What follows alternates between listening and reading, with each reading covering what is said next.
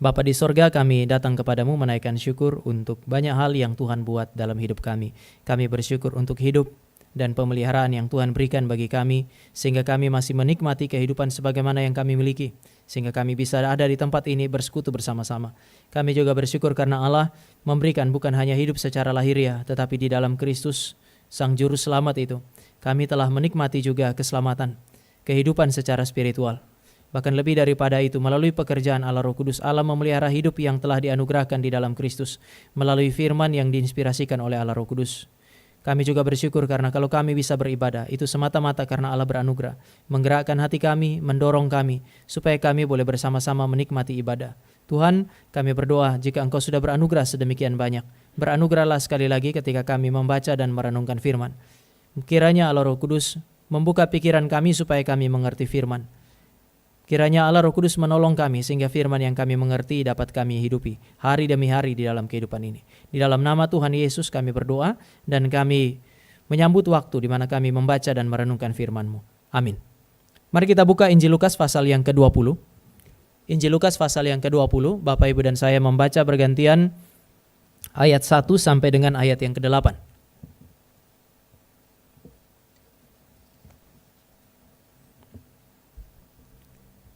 Saya ayat yang pertama, Bapak Ibu ayat yang kedua, seterusnya sampai dengan ayat yang ke-8. Pada suatu hari ketika Yesus mengajar orang banyak di bait Allah dan memberitakan Injil, datanglah imam-imam kepala dan ahli-ahli Taurat serta tua-tua ke situ.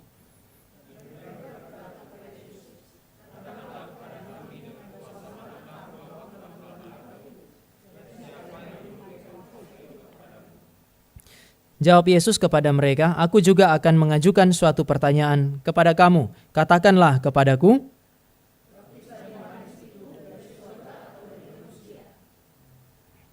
Mereka mempertimbangkannya di antara mereka dan berkata, "Jikalau kita katakan dari sorga, ia akan berkata, mengapa kamu tidak percaya kepadanya?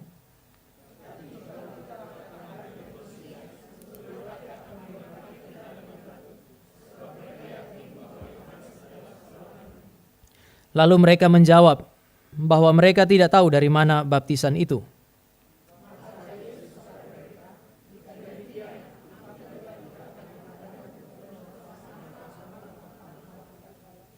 Bapak Ibu, ketika Yesus mengajar orang banyak mendengarkan dia, lalu kemudian pemimpin-pemimpin Yahudi datang menjumpai dia. Ada 3 kelompok manusia disebutkan di situ. Yang pertama adalah imam-imam kepala, yang kedua adalah ahli-ahli Taurat, dan yang ketiga adalah tua-tua. Mereka datang, mereka menjumpai Yesus yang sementara mengajar, kemudian mereka mengajukan pertanyaan yang menarik di situ adalah, katakan kepada kami dengan kuasa manakah engkau melakukan hal-hal itu. Mungkin kita perlu mendeskripsikan dulu apa yang dimaksud dengan hal-hal itu di situ, atau dengan kuasa manakah kamu melakukan semuanya itu. Tentu saja kata hal-hal itu atau kata semuanya itu memiliki objek gitu.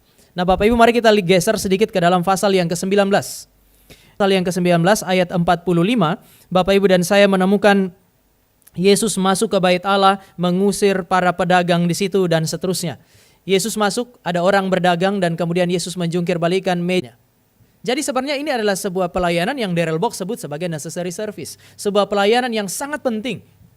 Bagaimana mungkin Bapak Ibu dan saya dari daerah jauh dari Yerusalem datang ke bait Allah mau minta imam untuk menyembelih persembahan untuk kita. Tetapi kalau kita mesti bawa dari Indonesia domba kita, sampai di sana hampir sudah mau mati domba itu. Sudah tidak layak lagi untuk diberikan kepada Tuhan sebagai persembahan. Sementara Tuhan di dalam perjanjian lama bilang, kalau kamu bawa korban, mestinya itu adalah korban yang paling baik. Itu harus korban yang terbaik. Maka imam harus memperhatikannya. Mari kita ambil contoh merpati. Kalau orang miskin mempersembahkan merpati, dan merpati memang murah. Tetapi kalau dia bawa merpati dari rumah, imam harus memastikan bahwa merpati itu adalah merpati terbaik. Dia bisa periksa paruhnya, kemudian ada patah sedikit, dia akan bilang ini gak layak untuk dipersembahkan. Kamu pulang cari merpati yang lain. Sementara merpati yang disiapkan di dalam bait Allah, itu sudah pasti sudah lebih dulu diperiksa, sudah oke, sehingga kita tinggal bayar, kita ambil, serahkan kepada imam, imam mempersembahkannya. Tapi Darrell Bock bilang persoalan yang terbesar adalah harganya.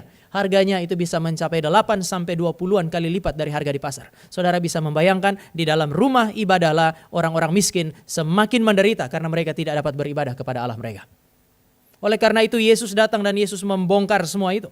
Yesus menghancurkan semua itu. Maka orang ini tanya, atas otoritas siapa kamu melakukan itu? Hal yang mana lagi? Ayat yang pasal 19 ayat 28 sampai 44. Yesus datang masuk ke Yerusalem, dia naik di atas keledai, semua orang mengeluh-elukan dia, seolah-olah dia adalah Mesias. Lalu kemudian orang Farisi ayat 39 berkata, Guru, tegurlah murid-muridmu itu, suruh mereka berhenti, suruh orang banyak berhenti. Tapi Tuhan Yesus bilang, tidak, saya tidak akan berhenti. Kalau saya suruh mereka berhenti, batu-batu inilah yang akan melakukan hal itu. Maka sekarang mereka datang dan bertanya, atas otoritas siapa? Atas kuasa dari siapa? Kamu berani melakukan hal itu? Kenapa kamu menerima pengagungan yang sedemikian dari orang banyak? Belum lagi, Yesus adalah orang yang mengajar di bait Allah. Ketika dia mengajar, dia menarik hati banyak orang karena Alkitab bilang pengajarannya sangat berkuasa. Dia mengajar dengan berkuasa. Dia mengajar dengan bijak sehingga banyak orang mengerti apa yang dia ajarkan. Makin banyak orang mengerti firman, hati mereka ditawan dengan cinta kepada Tuhan. Sehingga ada orang bilang, dia mengajar lebih baik daripada guru-guru kami. Ahli-ahli Taurat adalah orang-orang yang terlatih. Mereka belajar Taurat, bahkan seringkali mereka menulis ulang Alkitab. Itu adalah pekerjaan mereka. Luar biasa pekerjaan itu. Tetapi ketika mereka mengajar, sama sekali orang yang mendengar tidak menemukan ada kuasa yang menyertai pemberitaan mereka. Sekarang mereka tanya Yesus, dari mana kamu dapat semua kuasa itu? Kamu bukan hanya mengajar dengan menarik, tetapi beberapa ajaranmu berbeda dan menantang apa yang kami sampaikan. Tradisi yang kami ajarkan, itu jugalah yang kamu tantang. Persoalannya adalah, kamu nih murid rabi yang mana? Hari ini kalau saudara ketemu, ada orang scholar itu ketemu, atau kita sebut sebagai akademisi ketemu, orang akan lihat pertama, dia sekolah di mana. Yang kedua, gurunya siapa, profesornya siapa. Waktu itu kalau dilihat-lihat, Yesus nggak belajar di bawah Gamaliel seperti Paulus. Dia tidak belajar di bawah rabi-rabi yang terkenal pada masa itu. Sehingga pertanyaannya sekarang adalah, kamu ini dididik oleh siapa? Dengan otoritas siapa kamu mengajar? Apa maksud pertanyaan, tujuan di balik pertanyaan ini? Bapak Ibu, ada cuma satu di balik pertanyaan ini. Menghancurkan pelayanan Yesus dan membunuh dia. Bapak Ibu lihat ya, ada orang datang di tempat ibadah, disebut sebagai pemimpin ibadah, mengajukan pertanyaan, bukan untuk mencerahkan banyak orang. Kalau seandainya Yesus sesat, harusnya tujuannya adalah mencerahkan semua orang yang ada di situ. Jika Yesus sesat. Atau kalau mereka mau cari tahu dia benar atau tidak, pertanyaan itu haruslah pertanyaan yang tulus. Tetapi pertanyaan dari mana semua otoritas itu kamu dapatkan adalah sebuah pertanyaan untuk pertama mempermalukan Yesus Kristus. Kalau Yesus bilang memang saya melakukan semua itu, tapi memang saya juga pada saat yang sama gak belajar di bawah guru-guru yang agung seperti kamu belajar. Saya gak dari universitas yang terkenal seperti tempat kamu belajar. Kalau dia melakukan hal itu, maka orang bisa atau mereka bisa menuduh pertama dia guru palsu, atau mengatakan bahwa dia tidak punya kredibilitas yang cukup untuk mengajar. Kamu tidak cukup untuk mengajar, dan dengan demikian menghancurkan apa yang disebut sebagai reputasi Yesus Kristus. Menghancurkan kepercayaan orang banyak terhadap Yesus Kristus. Padahal mereka tahu bahwa mereka tidak bisa membuktikan kesalahan Yesus Kristus ketika Yesus Kristus mengajar. Ini aneh kan ya Bapak Ibu? Hanya karena dia tidak menempuh pendidikan yang formal seperti yang lain, meskipun benar dia harus dihentikan. Yang berikut adalah pun yang diberikan oleh Yesus Kristus pasti menghancurkan dirinya ataupun pelayanannya. Tapi bagaimana Yesus berhadapan dengan orang yang ingin membunuh dia? Yang satu ini, pertanyaan ini diajukan untuk menghasilkan kehancuran atau maut. Yesus juga membalas pertanyaan mereka lagi-lagi dengan pertanyaan. Di dalam ayat yang ketiga dan ayat yang keempat, aku juga akan mengajukan suatu pertanyaan kepada kamu. Kamu nanya, sekarang saya juga nanya. Yesus nggak bilang kamu nanya, bertanya-tanya, itu enggak. Yesus bilang, saya juga akan nanya sama kamu. Katakanlah kepadaku, baptisan Yohanes itu dari sorga atau dari manusia? Dan ini adalah sebuah pertanyaan yang sangat tulus. Saking tulusnya Yesus Kristus. Pertanyaan ini kalau dipikirkan dengan baik dan mereka menemukan jawabannya, mereka bukan hanya menjawab pertanyaan mereka sendiri, tapi pertama mereka akan kenal siapa Yesus Kristus, dan yang kedua mereka akan menikmati keselamatan. Yang satu, melalui pertanyaan ingin menghabisi manusia yang lain. Sementara yang ditanya mengajukan pertanyaan sebaliknya. Untuk apa? Untuk memimpin mereka kepada kehidupan. Kalau kamu bisa jawab pertanyaan ini, kamu akan kenal siapa saya pertama. Yang kedua, setelah kamu kenal siapa saya, kamu akan menikmati apa yang disebut sebagai kehidupan. Tapi sebelum saya lanjutkan, Yesus tidak langsung menjawab mereka. Dari mana kamu memiliki kuasa itu? Sebenarnya Yesus seorang guru yang baik. Dia bisa memberikan jawaban. Yang pertama menjawab pertanyaan itu. Dan yang kedua meloloskan hidup dan pelayanannya dari kehancuran. Tetapi Yesus tidak langsung menjawab. Sebaliknya, Yesus mengajukan pertanyaan supaya mereka berpikir dan bergumul dengan apa yang disebut sebagai kebenaran. Bapak Ibu, di dalam kekristenan, Kristus, sang kepala gereja itu, mengajarkan saudara dan saya bahwa ada sebuah proses yang sangat penting untuk menjadi orang Kristen, yaitu proses berpikir. Sekali lagi, dia nggak langsung jawab. Dia tanya supaya mereka berpikir. Berdasarkan apa yang dia kerjakan sebelum-sebelumnya, berdasarkan apa yang dia ajarkan, mereka harus berpikir, mereka harus menganalisis untuk kemudian melihat siapa dia. Kekristenan adalah sebuah agama yang rasional. Kalau saudara menyebut Kristen sebagai agama Kristen adalah agama yang sangat rasional. Penting sekali bagi orang Kristen untuk melewati satu proses yang disebut sebagai proses berpikir. Mencari kebenaran. Supaya saudara dan saya kemudian menemukan kebenaran. Kebenaran menajamkan pemikiran saudara dan saya. Dan supaya kebenaran yang saudara dan saya temukan itu terpatri di dalam hati kita. Guru yang baik biasanya memberikan kesempatan kepada murid-murid untuk mendapatkan momen eksistensialnya. Dia mengajukan pertanyaan dan kalau mereka bisa jawab, biasanya mereka akan mengingat terus jawaban mereka. Dan yang kedua, itu akan menjadi momen di mana mereka akan terus berusaha untuk menjawab pertanyaan-pertanyaan. Zaman saya sekolah dulu memang guru-guru itu galak. Dia akan mengajukan pertanyaan dan yang tidak bisa jawab dihajar. Saya masih ingat zaman saya kelas 3 atau kelas 4 itu adalah guru yang paling galak di sekolah kami. Kalau dia mengajukan pertanyaan, dia bikin soal di depan, dia panggil satu murid, kamu maju kerja. Kalau bisa, dia akan puji. Tapi kalau saudara tidak bisa kerja, mati kita. Tidak boleh kembali ke tempat duduk, semua baris di situ. Sampai siapa? Sampai satu murid bisa mengerjakannya. Dan satu murid yang bisa mengerjakan itu boleh menampar semua yang berdiri di depan. Saudara bisa bayangkan malunya itu loh. Jadi kalau masuk kelasnya dia, kami itu satu sisi gurunya kelihatan baik. Tetapi setiap kali hari di mana dia mengajar, itu adalah hari paling menakutkan bagi kami. Teror itu. Seperti masuk ke dalam kelas di mana yang berdiri di depan adalah seorang malaikat maut. Jadi kalau sudah sampai nama guru itu, kalau saya sebut, saya tidak tahu masih hidup atau enggak. Tapi kalau saya sebut semua orang yang pernah sekolah di SD, di tempat saya SD, pasti kenal dia tuh. Guru yang paling galak.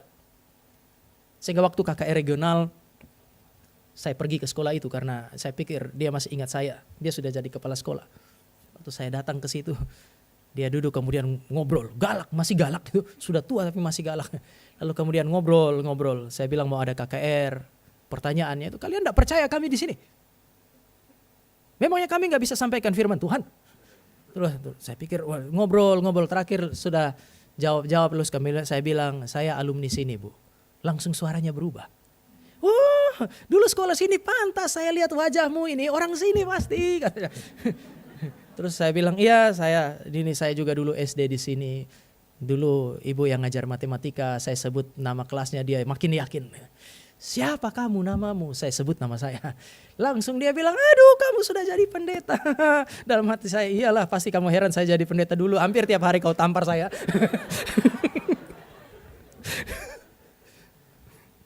Ada guru yang menakutkan. Dia punya pertanyaan itu seperti membawa kita berjumpa dengan malaikat maut.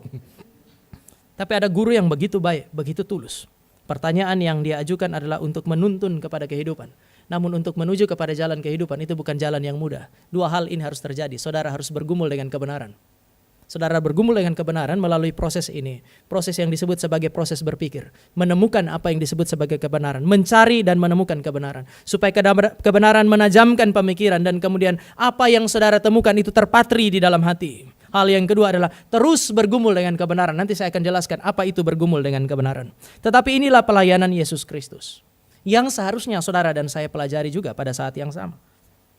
Kenapa saya bilang ini memimpin kepada kehidupan? Pertanyaan Yesus itu menarik. Yesus nggak bilang begini, kamu nggak perhatikan ya apa yang saya lakukan selama ini? Yesus nggak ngomong itu. Tapi yang Yesus bilang, saya mau tanya kamu, Yohanes punya baptisan itu datang dari siapa? Sehingga ini menjadi dilema bagi mereka. Kalau mereka bilang, Yohanes Pembaptis itu datang dari Tuhan, Yesus akan tanya, kenapa kamu nggak percaya dia dan nggak percaya saya? Kenapa? Mari kita lihat Lukas pasal yang ketiga ayat 16. Yohanes bersaksi tentang siapa Yesus. Jadi Bapak Ibu lihat ya, Yesus sementara berhadapan dengan orang cerdas ini, bukan orang bodoh. Mereka tahu implikasi daripada jawaban mereka. Mari kita baca ayat yang ke-16 dari Lukas pasal 3, 2, 3.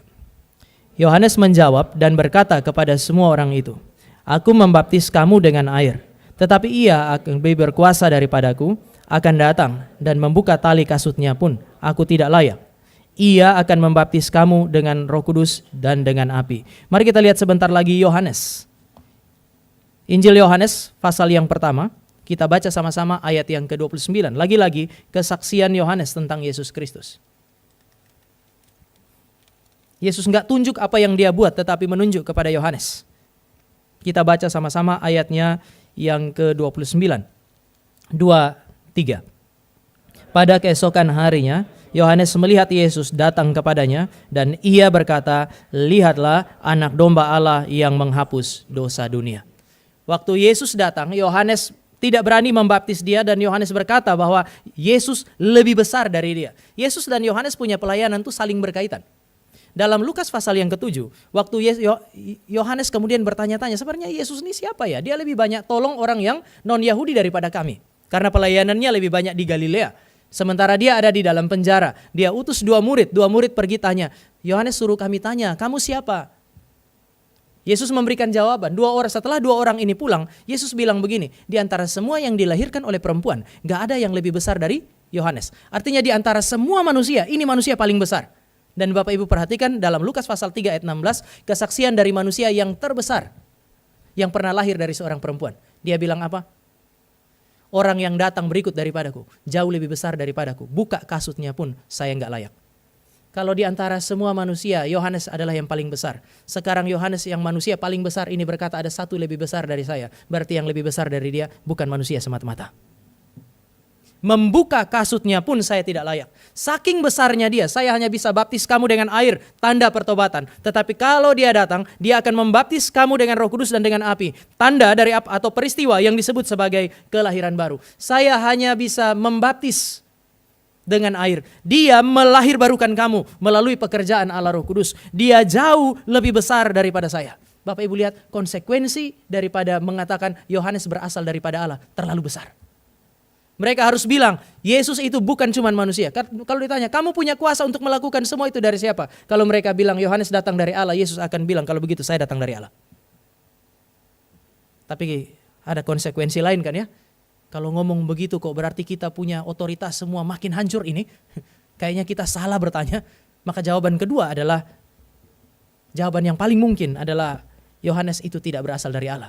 Tapi kalau kita ngomong kayak begini, coba lihat orang banyak ini. Mereka akan lempar kita dengan batu sampai mati. Jadi jalan yang paling gampang adalah diam. Dari mana? Oh kami gak tahu. Bapak Ibu hati-hati dengan jawaban ini. Tidak tahu. Karena ini adalah jawaban Kain kepada Allah. Di mana adikmu? Tidak tahu. Ini adalah jawaban anak-anak kita yang masih kecil ketika ditanya mereka ambil sesuatu kemudian kita tanya, di mana? Dia akan bilang, tidak tahu. Hati-hati dengan jawaban tidak tahu. Siapa Tuhanmu? Tidak tahu. Apalagi, apa yang kamu imani? Tidak tahu.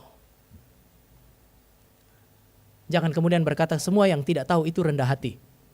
Ada orang yang rendah hati, kemudian dia memberikan jawaban-jawaban sederhana. Tapi orang yang rendah hati itu bukan orang yang selalu berkata tidak tahu. Kalau dia semua dari awal sampai akhir tidak tahu, jangan sampai memang benar-benar gak ada apa-apa dalam kepalanya. Orang Kristen tidak bisa begitu. Saudara dan saya menjadi orang Kristen, pertanyaan Yesus memiliki implikasi ini. Dia menunjukkan ada sebuah proses berpikir yang sangat penting. Ingat apa yang dikatakan oleh Yohanes. Lihat apa yang saya ajarkan. Sekarang ambil kesimpulan, siapa saya? Ini adalah sebuah proses untuk mengajak orang untuk berpikir pada hari itu. Dan ironinya adalah orang-orang ini tidak mengerti apa yang Yesus ajarkan. Ironinya adalah mereka menolak untuk menjawab. Mereka pada akhirnya tidak memahami kebenaran. Mereka tidak bisa kenal Yesus. Mereka juga tidak bisa mengalami apa yang disebut sebagai keselamatan. Karena mereka tidak peduli sebenarnya. Bapak Ibu ada satu bahaya di dalam kekristenan yang saya sebut sebagai ketidakpedulian. Ketidakpedulianlah yang membuat orang-orang yang telah Yesus tuntun menuju kepada pintu sorga atau pintu keselamatan. Sekarang justru sebaliknya berdiri di gerbang neraka karena ketidakpedulian mereka. Kita jadi orang Kristen gak bisa selalu mengeluarkan kalimat ini. Gak tahu artinya saya gak peduli. Benar atau salah saya gak peduli. Ketidakpedulianlah yang membuat orang-orang ini sekali lagi berdiri di gerbang neraka atau di depan pintu kebinasaan. Kami tidak tahu. Padahal gurunya begitu agung ya, begitu tulus untuk memimpin mereka menuju kepada keselamatan melalui pertanyaan ini. Ini ironis. Kenapa? Karena yang menjawab tidak tahu adalah yang orang-orang yang disebut sebagai imam-imam besar. Itu bisa saja imam-imam besar maksudnya tidak berarti banyak, tetapi imam berarti mengacu kepada imam besar yang sedang menjabat, imam besar atau mantan imam besar yang dulu menjabat sekarang bukan lagi imam besar, atau mungkin keluarga imam besar karena biasanya mereka mendapatkan kehormatan yang sama, tetapi mereka adalah orang-orang yang terhormat di dalam bait Allah. Kelompok yang kedua adalah ahli-ahli Taurat. Aneh kalau mereka tidak tahu. Kenapa? Karena pada para ahli Taurat disebut sebagai teolog. Dan mereka adalah teolog yang terlatih pada masa itu. Mereka seperti orang-orang yang ditabiskan untuk melayani di dalam bait Allah dan melayani umat Tuhan. Ahli Taurat adalah orang yang melakukan studi terhadap kitab suci. Mereka menginterpretasi kitab suci. Bahkan mereka adalah orang-orang yang melakukan penyalinan terhadap kitab suci. Mereka kerja harusnya lebih keras dari hamba Tuhan zaman sekarang. Sekarang Bapak Ibu kalau saya mau bikin seminar atau kemudian mau sampaikan tulis firman Tuhan, saya nggak harus tulis pakai tangan, tinggal di copy lalu kemudian paste kemudian selesai. Tetapi tidak dengan ahli Taurat zaman itu. Kalau mereka harus menulis, mereka tulis dengan tangan mereka. Bapak Ibu ingatan itu akan lebih kuat kalau saudara dan saya melakukannya dengan tangan kita sendiri. Harusnya mereka tidak menjawab kami tidak tahu. Bukan cuma itu, mereka juga kemudian adalah orang-orang yang mengajarkan kitab suci. Lalu bagaimana mereka tidak tahu ketika mereka sementara berhadapan dengan pribadi yang menyebut dirinya sebagai kebenaran? Siapa ini? Siapa yang mengatakan tidak tahu mereka adalah tua-tua? Di dalam perjanjian lama, tua-tua adalah pemimpin-pemimpin suku. Ketika masuk di dalam perjanjian baru, itu adalah pemimpin suku sekaligus orang awam yang duduk di dalam Sanhedrin. Sanhedrin itu adalah semacam sebuah dewan bagi orang Yahudi yang memutuskan perkara-perkara rohani. Dan bukan cuma itu, Sanhedrin menentukan hidup dan matinya manusia. Ingat Yesus diputuskan untuk disalib dimulai dari mana? Sanhedrin. Wah, ini adalah sebuah dewan yang sangat mulia. Tetapi saudara, saya mau ingatkan saudara hari ini. Berhati-hatilah terhadap pemimpin-pemimpin yang melakukan apa yang disebut sebagai abuse of power. Mereka punya otoritas yang legal, kelihatannya legal, diakui. Tetapi pada saat yang sama mereka tidak mengenal kebenaran sehingga mereka menghancurkan apa yang disebut sebagai otoritas mereka sendiri. Dalam 1 bulan terakhir ini saudara dan saya sementara bergumul dengan satu orang yang pada akhirnya harus diakui oleh gereja. Dan sekarang ini semua sekolah teologi sementara mengarah ke sana, menyebut dia sebagai bidat. Orang itu adalah orang yang saudara kenal dengan baik, Erastus Sabdono. Saya sebut namanya karena pengajarannya berseliweran di mana-mana. 2 hal. Pertama, dia mengatakan, Erastus Sabdono bilang begini, Yesus bukan Tuhan. Dia membedakan Yesus dari Yahweh. Dengan demikian Yahweh, kalau Yahweh itu adalah Allah, Yesus bukan Yahweh, maka Yesus bukan Allah. Yang kedua dia bilang, Yesus bukan Yahweh, bukan Allah, tetapi dia bukan juru selamat. Saya mau ingatkan saudara bahwa sekarang ini kemudian muncul orang yang membela dia, kirimkan lagi videonya. Di mana dia pernah khotbah dan dia bilang Yesus adalah juru selamat. Tapi saya mau tanya saudara, apakah mungkin satu pribadi bisa menjadi juru selamat sekaligus bukan juru selamat pada satu waktu yang sama? Saudara dan saya hanya punya satu pilihan, Yesus juru selamat atau bukan. Tidak bisa Yesus itu juru selamat sekaligus bukan juru selamat. Ada inkonsistensi di sana. Semua orang punya inkonsistensi. Bapak Ibu sepintar apapun Bapak Ibu, kalau orang meneliti pemikiran kita akan menemukan inkonsistensi. Sehebat apapun Pendeta Stephen Tong, sehebat apapun seorang hamba Tuhan yang melayani Bapak Ibu, mereka memiliki apa yang disebut sebagai inkonsistensi. Tetapi ada satu inkonsistensi yang tidak boleh ada pada semua yang disebut sebagai hamba Tuhan. Yaitu menyebut Yesus Tuhan sekaligus bukan Tuhan. Menyebut Yesus juru selamat sekaligus bukan juru selamat. Ini bahaya. Ini bukan hanya sebuah kesalahan, tetapi ini adalah sebuah pemikiran yang disebut sebagai bidat. Ini bukan hanya berkaitan dengan bagaimana saya bisa hidup di dalam gereja dengan baik, tapi ini berkaitan dengan apa yang disebut sebagai kehidupan yang kekal. Jangan terlalu percaya ketika orang memiliki otoritas yang legal sebagai seorang pendeta, tetapi mereka tidak mengenal kebenaran. Bapak Ibu, percakapan ini sebenarnya memberi petunjuk kepada saudara dan saya betapa bobroknya kehidupan moral dan spiritual Israel zaman itu.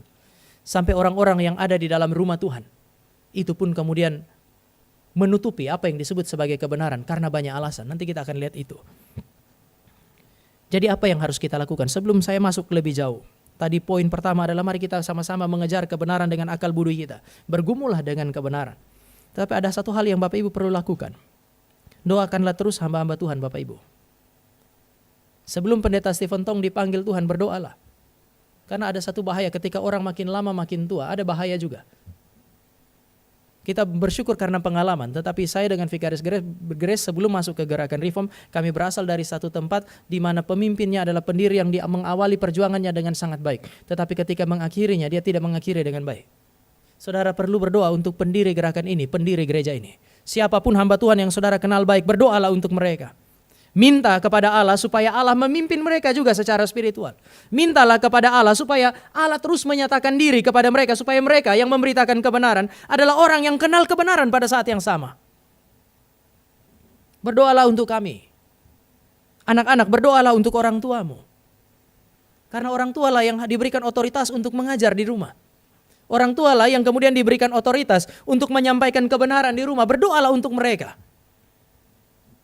Karena sangat mungkin, sekali lagi sangat mungkin pemimpin-pemimpin seperti ini kemudian jatuh dan mengalami apa yang disebut sebagai kegagalan. Pendeta Stephen Tong sendiri tanyakan di dalam sidang sinode terakhir, kita punya GRI ini bisa bertahan berapa lama? Kita bersyukur Tuhan masih pimpin, ada banyak hamba Tuhan yang Tuhan bangkitkan, tetapi berapa lama? Di dalam sejarah Bapak Ibu, gak ada satu gerakan yang bisa berkonsisten 2 generasi. Belum ada yang bisa konsisten sejak awal dia berdiri dan kemudian dia berjalan selama 60 tahun. Sama seperti titik awalnya, gak ada. Kita ini baru belum sampai 40 tahun. Jadi masih ada 20 tahun lebih untuk kemudian menunjukkan bahwa dalam 2 generasi masih berjalan dengan baik. Tapi sekali lagi, sudah ada penelitian, gak ada gerakan Kristen yang murni dimulai dengan baik setelah 60 tahun masih sama seperti awal. Berdoalah untuk hamba-hamba Tuhan saudara. Anak-anak berdoalah untuk orang tua Anda. Orang tua berdoalah untuk guru-guru sekolah minggu Anda. Mereka yang akan mendidik anak-anak Anda. Kalau ada satu hal yang bisa dituntut dari hamba Tuhan, tuntutlah supaya semua pemimpin gereja, para pengkhotbah yang berdiri di atas mimbar ini, supaya apa? Supaya mereka menceritakan kebenaran bagi Bapak Ibu dan Saudara. Kalau ada satu yang bisa dituntut, hamba Tuhan itu tidak bisa memberi semua yang Bapak Ibu minta. Tetapi ada satu yang dia tidak boleh tidak kasih, yaitu kebenaran. Kalau ada satu yang mesti dituntut itu. Saya gembala di sini, kalau ada satu yang bisa Bapak Ibu tuntut itu, berikan kepada kami kebenaran. Ketika Bapak Ibu berhadapan dengan Vikaris Peter, berhadapan dengan Vikaris Grace, berhadapan dengan Vikaris Jeko, berhadapan dengan Pak Judika, dan juga kemudian dengan Jessica, saudara minta kebenaran. Berikan kepada kami kebenaran itu. Kamu studi baik-baik, belajar baik-baik, dan sampaikan kepada kami kebenaran itu. Mungkin ada hal yang saudara tuntut tidak bisa diberikan. Tetapi yang harus diberikan adalah ini. Ini pekerjaan mereka. Kasih mereka waktu untuk bergumul dengan apa yang disebut sebagai kebenaran. Lalu tuntut mereka supaya ketika mereka mengkhotbahkannya, mereka mengkhotbahkan kebenaran dengan baik. Ada banyak hal kita bisa diskusikan. Tetapi terkait hamba Tuhan, tuntutlah itu dari mereka. Kalau Bapak Ibu belajar untuk menuntut ini dari mereka, Bapak Ibu akan menemukan. Hamba Tuhan akan belajar serius dan kemudian mengkhotbahkannya secara serius juga bagi Bapak Ibu. Tetapi sekarang ini berarti baik itu pemimpin, baik itu jemaat, semua adalah bagian daripada tubuh Kristus, semua ada di dalam satu keluarga yang disebut sebagai gereja. Dan kemudian saudara dan saya dituntut untuk melakukan hal yang sama, bergumul dengan kebenaran. Bergumul dengan kebenaran berarti saudara dan saya sekali lagi cari, memikirkannya sampai menemukannya, dan membiarkan kebenaran itu mempengaruhi kehidupan kita. Maka kalau saudara dan saya menjadi seorang Kristen, mari perhatikan beberapa hal berdasarkan teks ini yang memberi petunjuk mengenai hambatan bagi kita ketika kita bergumul dengan kebenaran. Yang pertama, ketika kita mau bergumul dengan kebenaran, ada satu hambatan, yaitu kecenderungan pikiran kita untuk menyesuaikan firman kepada pikiran. Ada satu kecenderungan pada semua manusia yang berdosa, yaitu menuntut supaya firman disesuaikan kepada pikiran, bukan menyesuaikan pikiran kepada firman. Ini persoalan besar. Mereka tidak percaya kepada Yesus Kristus. Mereka tidak percaya Yesus berhak dan berotoritas menyucikan bait Allah. Mereka merasa Yesus gak layak dielu-elukan ketika masuk ke Yerusalem. Mereka tidak percaya bahwa Yesus boleh mengajar. Ini aneh. Sekali lagi, ini aneh. Pertama, karena ajaran Yesus benar. Setidaknya, sampai hari di mana Bapak Ibu dan saya baca pasal 20. Sampai hari itu, tidak ada di antara mereka yang bisa membuktikan Yesus mengajarkan sesuatu yang salah. Gak ada loh. Secara terang-terangan, sampai kemudian mereka memutuskan untuk diam dan tidak bertanya lagi. Seluruh proses sudah berjalan dan mereka tidak menemukan apa yang disebut sebagai kesalahannya. Sampai nanti, saudara dan saya juga akan menemukan bahwa orang-orang yang disebut sebagai orang yang tidak benar, orang kafir seperti Pilatus menjalaksanakan pengadilan berdasarkan hukum legalnya Romawi yang dianggap paling sempurna zaman itu pun kesalahannya tidak ditemukan. Aneh kalau Yesus nggak sertai dengan tanda dan mujizat untuk mengkonfirmasi bahwa dia orang benar. Bapak Ibu, Nabi diutus, ketika Nabi diutus diperlengkapi dengan mujizat bukan supaya orang senang dia bikin mujizat. Hari ini di dalam gereja kalau ada mujizat kita senang dan kita berfokus pada mujizat.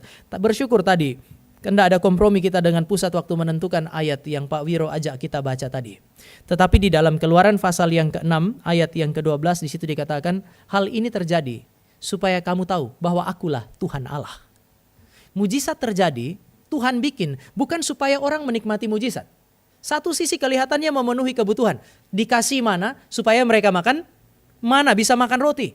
Dikasih daging supaya mereka bisa makan daging karena orang ini suka makan daging. Tuhan kasih itu. Tetapi itu bukan untuk memuaskan keinginan-keinginan mereka. Tetapi untuk membuktikan bahwa Allah mereka adalah Allah yang hidup. Keluaran pasal 16 ayat yang ke-12. Sekarang Yesus datang. Dia bilang aku adalah kebangkitan dan hidup. Dia membuktikannya dengan membangkitkan orang mati. Aku adalah roti hidup. Dia memecah-mecahkan roti, memberi makan kepada lebih daripada 5.000 orang laki-laki saja pada masa itu. Artinya ada banyak hal yang dia lakukan untuk mengkonfirmasi siapa dia. Sehingga banyak orang di sekitar Yesus sudah hampir sampai kepada kesimpulan bahwa dia adalah pribadi yang dijanjikan dalam perjanjian lama. Aneh kalau pemimpin-pemimpin agama ini tidak memiliki indikasi siapa Yesus Kristus. Salah satu orang yang jujur adalah Nikodemus kan ya. Nikodemus datang, dia bilang gak mungkin kamu gak berasal dari Allah. Padahal itu baru pelayanan Yesus Kristus di awal kan ya. Kalau di Yohanes, Nikodemus datang tuh masih di awal pelayanan Yesus. Baru di awal dia sudah sampai pada kesimpulan itu. Kalau mereka mau jujur, mereka akan sampai kepada kesimpulan yang sama dengan Nikodemus. Kamu ini gak mungkin gak berasal dari Allah. Cuman kok terus bertentangan sama kami. Harusnya siapa yang berubah? Yesus yang berubah atau mereka yang berubah? Tapi sulit Bapak Ibu, sulit. Kenapa? Karena Yesus sudah punya semua itu, cuman Yesus nggak sesuai dengan kriteria mereka. Sulit menerima Yesus sebagai Mesias karena Yesus tidak punya tentara. Sulit untuk menerima Yesus sebagai Mesias karena Yesus tidak punya kuasa secara politis. Maka Yesaya pakai kalimat ini, semaraknya tidak kelihatan. Sulit untuk menerima Yesus karena tidak ada keuntungan secara ekonomis bagi mereka. Kalau terima Yesus lalu kemudian proses berjualan dalam bait Allah terus disingkirkan. Apa keuntungan apa yang akan mereka dapatkan?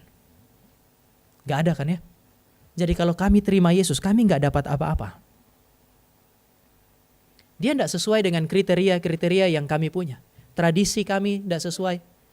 Yesus punya kemiripan dengan satu orang filsuf namanya Sokrates di dalam sejarah filsafat.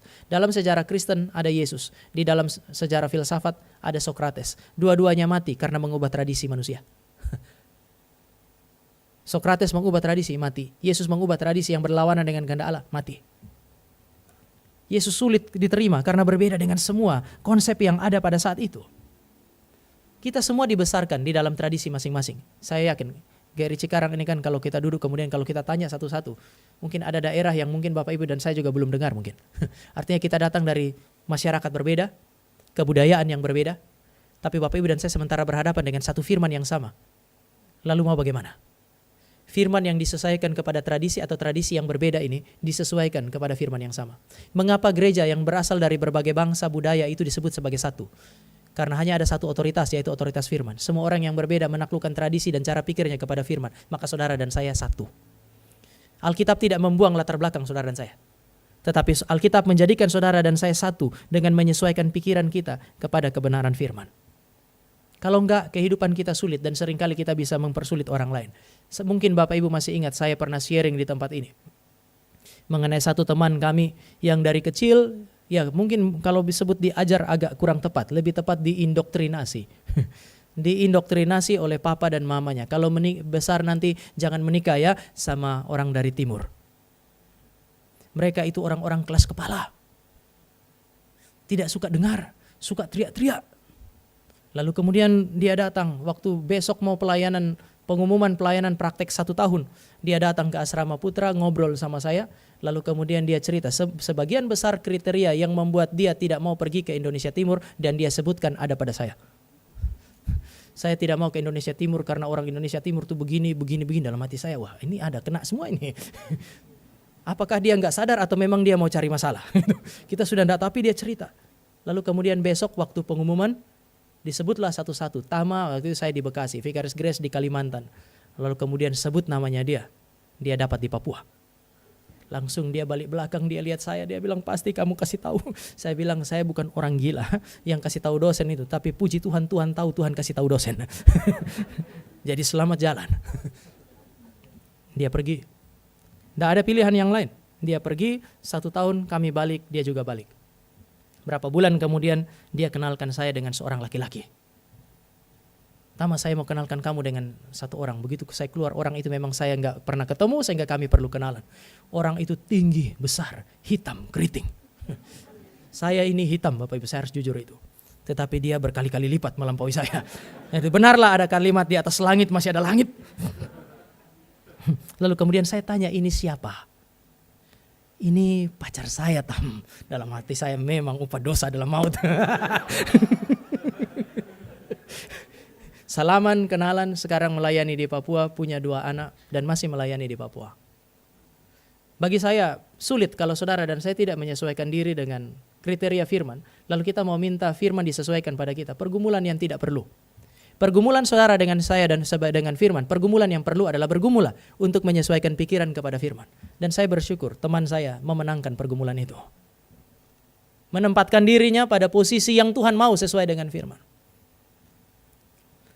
Pergumulan saudara dan saya dengan firman, tantangan terbesar adalah menaklukkan pikiran kepada firman. Tetapi pada saat yang sama Allah menuntut saudara dan saya untuk memenangkan pergumulan itu. Jadi pilihan ada di tangan kita sekarang. Orang-orang ini seolah-olah berdiri sekarang di pintu yang disebut sebagai kebinasaan karena mereka gagal untuk menaklukkan pikirannya kepada firman. Yang kedua, bergumul dengan firman, tantangan berikutnya adalah kadang-kadang kita sudah mengakui, oke lah, firman berbeda dengan tradisi saya salah, atau cara pikir saya salah, firman benar. Tapi secara emosional, Bapak Ibu, tantangan kedua adalah manusia berdosa, cenderung untuk melindungi egonya, perasaannya dari firman yang melukai. Sekali lagi, ada tantangan kedua dalam pergumulan dengan firman, yaitu kecenderungan untuk melindungi ego kita, melindungi perasaan kita dari kebenaran yang melukai kita. Ada konsekuensi, tadi saya bilang, jika mereka itu kemudian mengakui bahwa Yesus ternyata berasal dari Allah sama seperti Yohanes. Konsekuensinya adalah, kalau tadi mereka mau mempermalukan Yesus, sekarang mereka yang malu kan ya. Oh ternyata dia lebih layak didengarkan daripada kami, padahal kami belajar di bawah guru besar yang luar biasa besar. Kami adalah pengajar-pengajar, tetapi dia lebih daripada kami. Dia lebih dikasihi oleh Tuhan daripada kami. Dia mengajar lebih baik daripada kami. Segala-galanya melampaui kami. Jarang untuk bisa mengakui fakta ini. Termaksud pengakuan ini tidak dapat diberikan oleh siapa? Tidak dapat diberikan oleh pemimpin-pemimpin agama Yahudi. Bapak Ibu, tantangan terbesar, Chris Lundgaard itu dia bilang, musuh yang terbesar di dalam kehidupan saudara dan saya adalah diri kita sendiri. Ego kita. Jangan juga terlalu cepat kasih salah setan. Ada masa di mana saudara perlu kasihan sama dia. Dia itu adalah musuh yang menjengkelkan. Tetapi ada masa di mana setan pasti jengkel sama kita. Karena setiap kali saudara dan saya salah, kita akan bilang ini gara-gara setan. Untuk hal-hal yang mungkin bahkan belum sempat dilakukannya. Kita salah, dia. Kita jatuh cinta sama orang yang bukan Kristen, kita akan bilang habis setan bawa dia kemari. Bukan situ yang pergi lihat-lihat dia terus. Persoalan ada pada kita. Musuh terbesar itu ada pada kita. Tetapi seringkali kebenaran firman itu datang. Lalu kemudian Alkitab bilang firman itu kan menelanjangi. Kita ingin menyembunyikan semua itu. Tetapi ketika firman datang gak nyaman. Orang lain gak tahu. Tetapi ketika firman datang kita gelisah. Firman itu melukai kita. Pada dasarnya ketidakbenaran itu punya peluang untuk melukai saudara dan saya. Firman yang adalah kebenaran, kalau dia bilang seperti pedang bermata dua, dia punya peluang untuk melukai siapapun. Dia bisa punya peluang untuk melukai mereka yang mendengar firman ketika firman itu disampaikan. Tetapi dia punya peluang untuk melukai orang yang menyampaikan firman. Pemimpin KTB, hati-hati. Karena firman itu seperti pedang bermata dua. Dia bisa melukai yang di sana, dia bisa melukai yang di sini.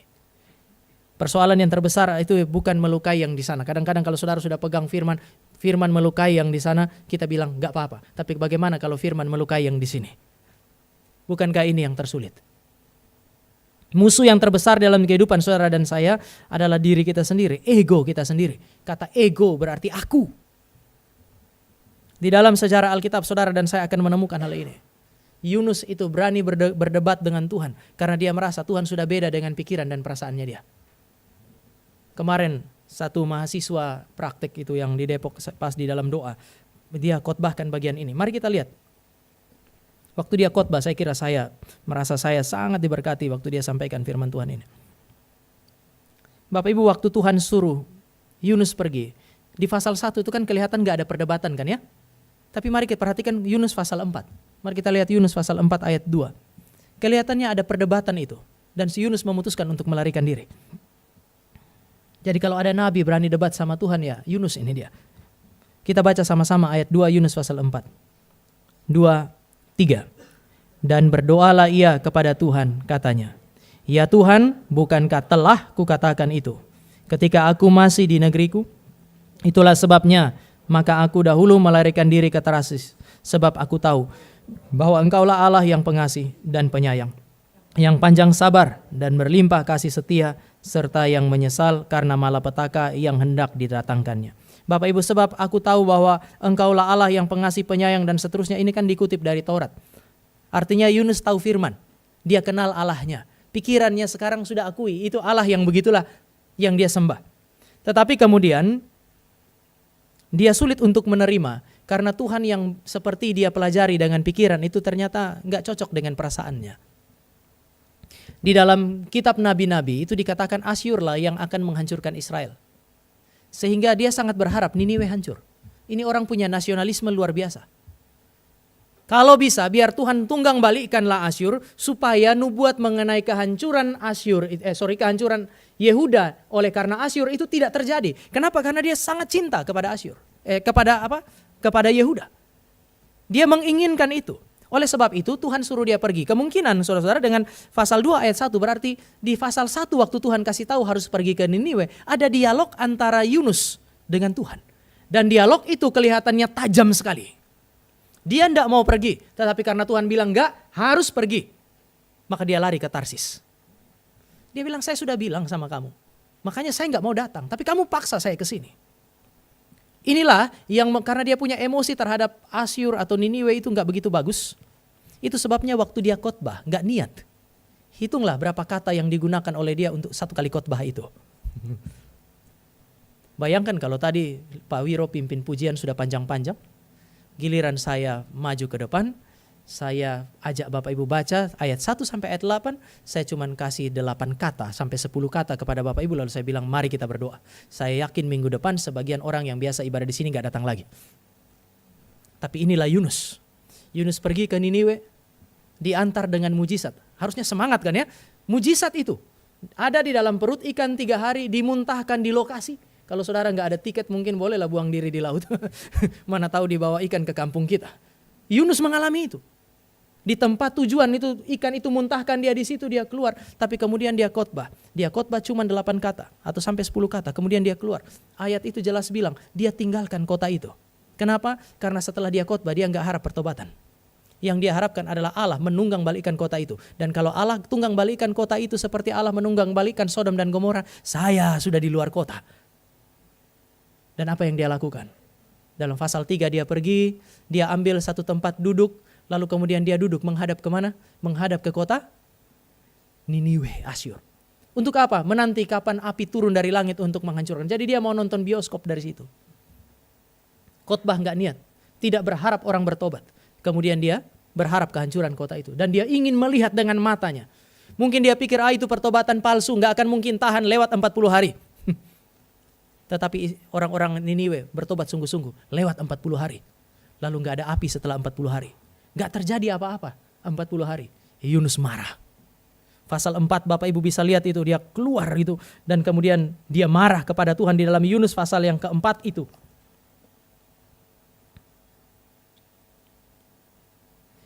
Jadi sekarang Tuhan, cabutlah kiranya nyawaku, karena lebih baik aku mati daripada hidup. Ngomong sama Tuhan, lebih baik saya mati. Ini kan emosional sekali kan ya. Biasanya kalau kita depresi, inilah sikap kita. Lebih baik mati aja. Daripada kemudian hidup dan melihat semua itu. Saya kira kalau saya khotbah, lalu kemudian tiba-tiba semua orang dalam ruangan ini menerima Yesus sebagai Tuhan dan Juru Selamat. Wah, itu sukacita. Jumlah penduduk Asyur hari itu kira-kira 120.000. Ada penafsir yang katakan kemungkinan Yunus itu orangnya gundul itu. Kena angin timur panas, matahari panas, di dalam hati lagi panas, matahari kena angin timur, kena panas. Lalu kemudian Tuhan tumbuhkan pohon jarak, tutup kepalanya dia sedikit. Wah, dia mulai rasa lega. Besoknya dia lihat pohon itu mati. Yunus marah. Sampai Tuhan tanya, apakah layak engkau marah? Dia jawab. Saya pernah ada masa di mana jengkel sekali, tapi setelah diskusi dengan Pak Tong, nada awal tuh, tapi setelah beliau ngomong lama-lama kan kita sama orang tua nggak enak kan ya, ya sudah diam aja sambil jengkel, terima aja. Ini sama Tuhan loh. Layakkah engkau marah Yunus? Ya, saya layak marah sampai mati. Saudara bisa bayangkan emosi kayak apa itu, sama Tuhan loh. Lalu kemudian Tuhan bilang apa sama dia? Yunus, kamu marah karena satu pohon jarak. Dan kamu tidak hitung 120.000 orang di dalam kota itu. Kalau api turun dari langit 120.000 mati. Bukan cuma orang kan ya, hewan mati. Pohon lebih banyak dari pohon jarak ini mati. Lalu kamu menangis hanya gara-gara, marah hanya gara-gara satu pohon jarak. Dan cerita itu berakhir di sana. Bapak Ibu, pergumulan tersulit adalah menyesuaikan emosi kita dengan firman. Waktu Tuhan bilang saudara mengampuni dan saudara dan saya sulit sekali, jengkel sekali sama orang itu, sulit itu. Tuhan bilang berbelas kasihanlah, berikanlah apa yang ada pada kamu kepada seseorang atau kepada untuk membantu orang lain sementara saudara dan saya berkekurangan. Sulit sekali untuk mencapai hal ini. Tetapi emosi dan perasaan saudara dan saya harus ditundukkan kepada kebenaran. Itu sebabnya orang Kristen adalah orang yang bergumul.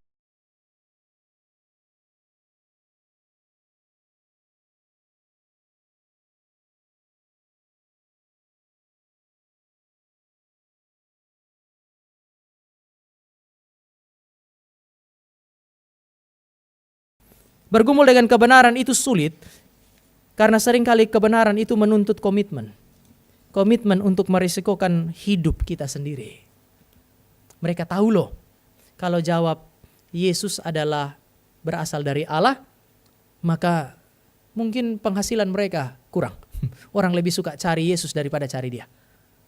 Tapi kalau seandainya mengatakan Yohanes itu tidak berasal dari Allah, ada risiko mati. Tapi seandainya kalau memang Yohanes tidak berasal dari Allah, apa sulitnya mengatakan Yohanes tidak berasal dari Allah? Persoalan di sini kan sudah bukan lagi kebenarannya. Yesus dan Yohanes berasal dari Allah atau bukan, tetapi sekarang persoalannya adalah perut dan kehidupan mereka. Ada masa di mana ketika saudara dan saya memilih kebenaran beresiko. Oleh sebab itu Tuhan Yesus bilang, pilih aku atau mamon. Ada masa. Ada masa di mana saudara dan saya jadi Kristen itu mudah. Tetapi ada masa juga ketika saudara dan saya jadi Kristen begitu banyak resiko. Dan seringkali justru karena ada banyak resiko ketika mengikuti kebenaran, orang memilih untuk mengabaikan kebenaran. Bukan tidak tahu. Orang-orang ini bukan tidak tahu, mereka nggak mau jawab.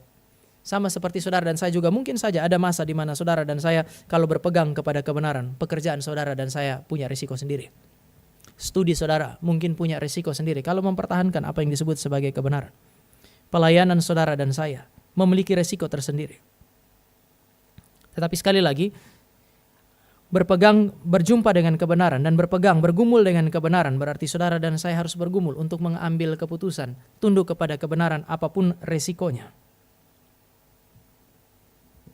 Orang-orang ini seolah mendapatkan nyawanya, kata Tuhan Yesus. Ada masa di mana orang itu, kalau A.W. Tozer itu dia bilang, ada masa zaman ini orang Kristen itu ingin memeluk dunia dengan tangan kirinya, lalu dia mau memeluk Allah dan kebenaran dengan tangan kanan. Dia pikir dia bisa peluk dunia dan Allah pada saat yang sama. A.W. Tozer mengatakan begini, pada saat dia memeluk kedua-duanya, persoalan bukan pada saat dia memeluk. Persoalan akan datang ketika Allah menuntut dia untuk mengambil komitmennya. Pada saat itu dia akan melepas yang satu dan membuang yang lain. Dan biasanya kalau dia mau peluk dua-dua, pada akhirnya dia akan membuang Allah supaya dia bisa peluk dunia ini. Dan inilah yang terjadi dengan pemimpin-pemimpin agama Yahudi ini. Mereka memutuskan untuk diam. Mereka memutuskan untuk tidak menyuarakan apa yang disebut sebagai kebenaran. Mereka memutuskan untuk menjadi tidak peduli terhadap apa yang disebut sebagai kebenaran. Dan mereka tetap menjadi pemimpin Yahudi. Kenapa? Karena mereka mendapatkan seluruh dunia ini seperti yang mereka inginkan. Tapi jangan lupa, Tuhan Yesus bilang kamu akan kehilangan nyawamu. Risiko mana yang saudara dan saya pilih? Saya mau tutup dengan mengingatkan saudara kepada apa yang dilakukan oleh Tuhan Yesus. Waktu dia datang ke dalam dunia ini, semua yang kita bicarakan hari ini berterkait dengan pergumulan dengan kebenaran dialami oleh Yesus Kristus. Mari kita lihat di dalam Lukas pasal yang ke-9 ayat yang ke-22. Saudara akan menemukan nama-nama yang disebutkan di sana adalah nama-nama yang disebutkan dalam pasal 20. Lukas pasal yang ke-9.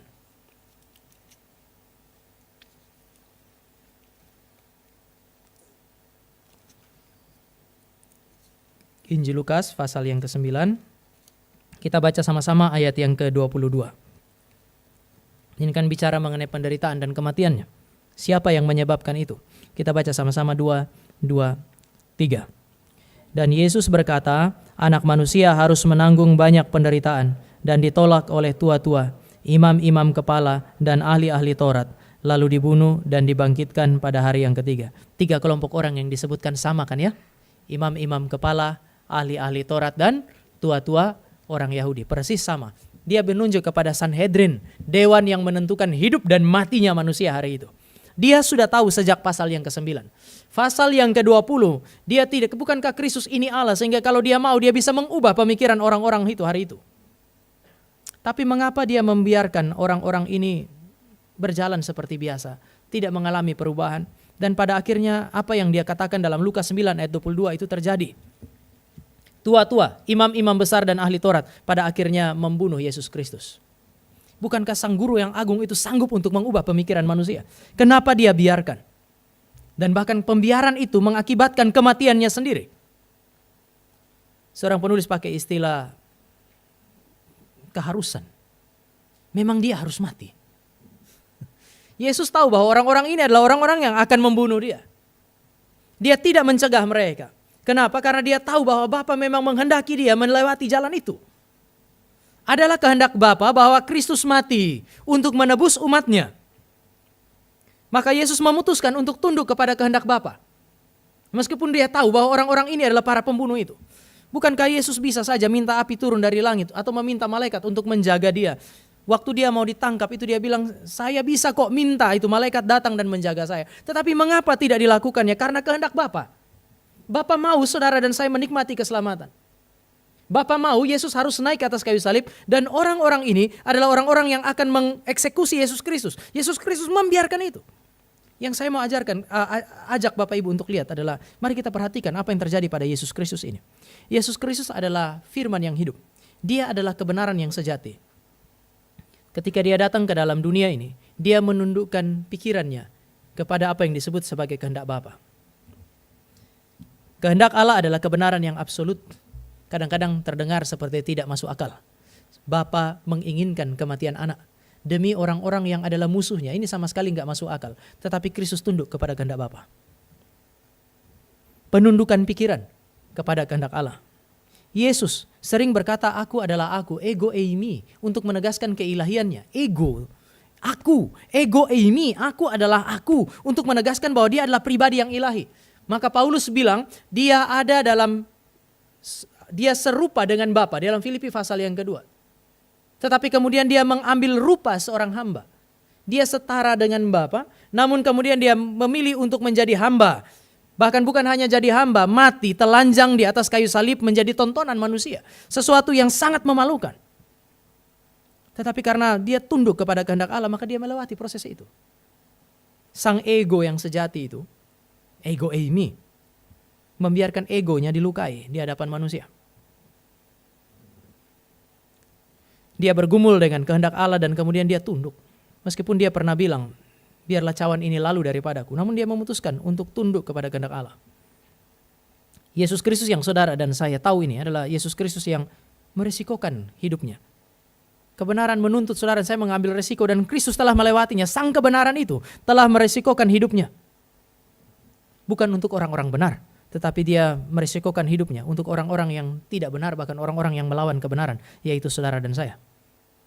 Ketika dia datang, saudara dan saya dipanggil untuk mencari kebenaran di awal khotbah saya tadi. Tetapi ketika Yesus datang, dia bukan datang untuk mencari orang yang benar. Dia mencari saudara dan saya yang tidak benar, berjumpa dengan kita. Kemudian semua yang tidak benar pada kita diperhitungkan kepada dia, sehingga bukan kita yang dibuang, dialah yang dibuang. Bukan kita yang dihancurkan, dialah yang dihancurkan. Bukan kita yang binasa, tetapi dialah yang dibinasakan, sehingga dia harus berkata, Allahku, Allahku, mengapa engkau meninggalkan aku? Bapak Ibu, jalan ke sorga itu tertutup oleh penolakan manusia dan keberdosaan manusia. Tetapi jalan yang tertutup itu sekarang telah dibuka bagi saudara, bagi saya. Dan ini harus diresponi kalau saudara dan saya mengerti firman Tuhan ini. Kristus, ego yang sejati itu telah membiarkan dirinya dihancurkan, diremukkan sedemikian rupa supaya jalan sorga itu terbuka bagi saudara dan saya.